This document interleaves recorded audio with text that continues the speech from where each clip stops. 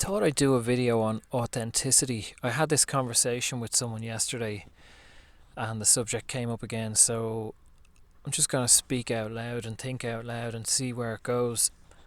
In our modern world, we obviously are wearing our ego, we're wearing our protective shells. You know, we have to function, we have to go out in the world and we've got to communicate with people, so we get into that, work mode or communication mode, and it's all a shell, and we live behind that shell, and we use that shell to protect ourselves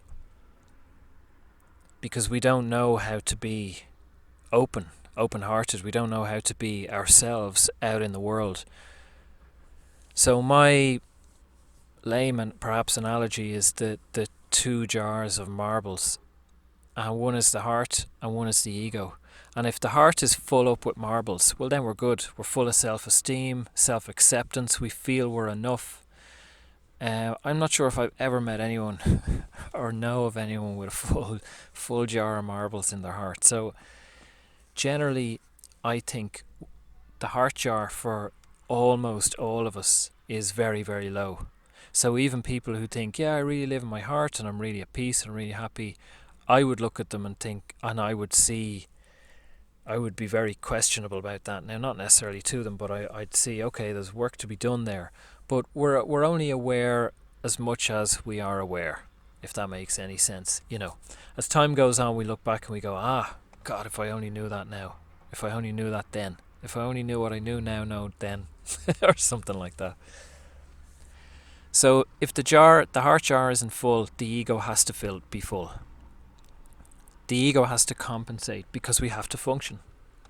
We'd crumble otherwise. We'd die in the world. We'd be eaten alive.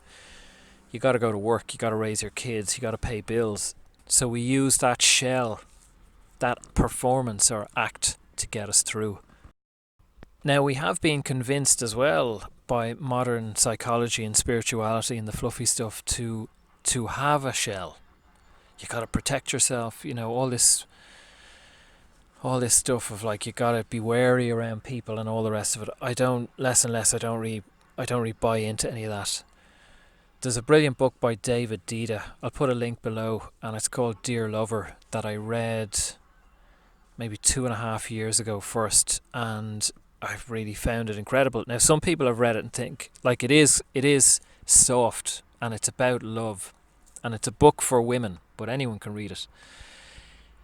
It's a book for women about living with an open heart, because,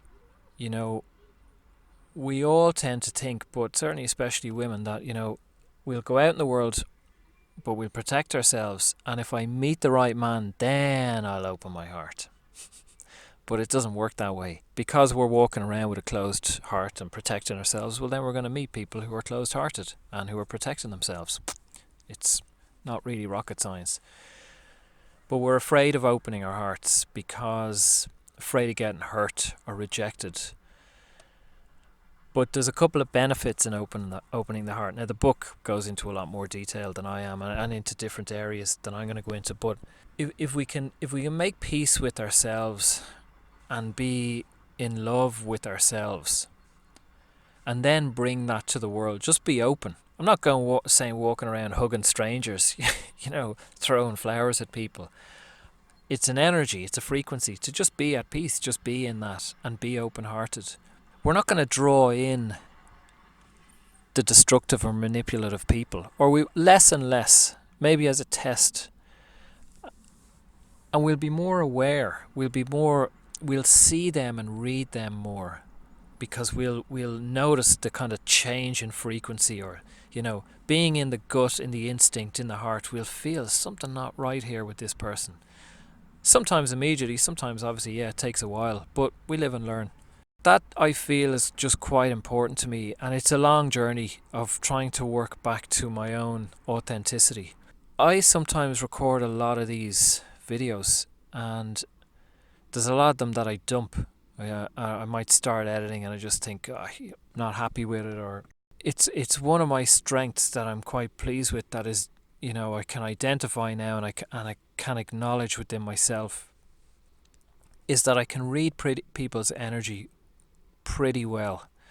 through a text message that I receive or through a voice message, and often obviously in public or in person as well, but certainly through a voice message.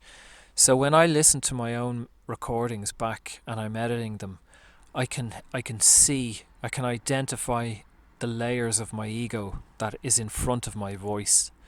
So I'm working towards a clear channel of flow. Sometimes I listen back and I think that's not the right frequency. The words might all be correct, but I'm not looking for words. I'm looking for a frequency. I'm looking to emanate a vibration, and it's the frequency and the vibration that activates people, that resonates with people. So that's really quite important to me, I'm continuing to work back to that place of clarity, of authenticity. So through this life and previous lives, I, like everyone else, have learned to have these walls, and in my delivery, in what comes through my voice box, through this body, the language or the words can be channeled, can be a download that flows through my spirit. But my human and my conscious mind or my ego is so attached that it might put in some jokes or some inflection in my voice or change the choice of words a bit, just so I seem funny, or just so people like me, or just so it's received, just so I'm not laughed at, just so I'm not rejected. Now, I'm obviously not thinking all this stuff consciously in these moments, but when I listen back, I hear it. That there's a filter, there's layers there. So my voice comes through my being, through these layers of ego, is distorted in some way, and then comes out. And I'm seeking to try and remove bit by bit those layers of ego, so that voice just flows through a clear channel, a clear frequency. So it's quite challenging, and it's quite frightening to work towards authenticity. It means being seen, being witnessed, and maybe being laughed at, or maybe being rejected. Over the last good few months, 6 or 8 months, I've been moved and more to put my face on camera, to record these messages, me talking into a camera. And in my mind, I don't really care about people being on cameras or not, because I just tune into what the message is, or the frequency of the message. I don't really care what the person looks like, if they're on camera, if they're man, woman, young, old, doesn't really matter. None of that stuff matters to me. It's like frequency gets me, doesn't matter if it's coming from a nutcase, or don't care. So I assume that the world thinks like that, but the world doesn't really.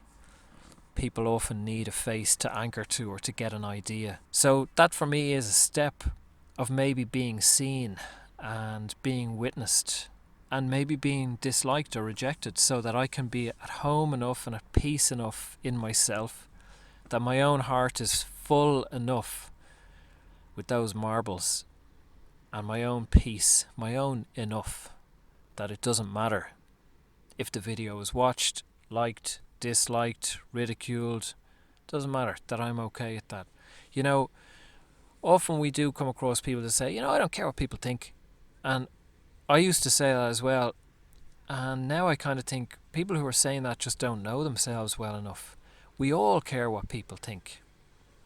There are some people that we don't care what they think. Strangers, because we don't know them.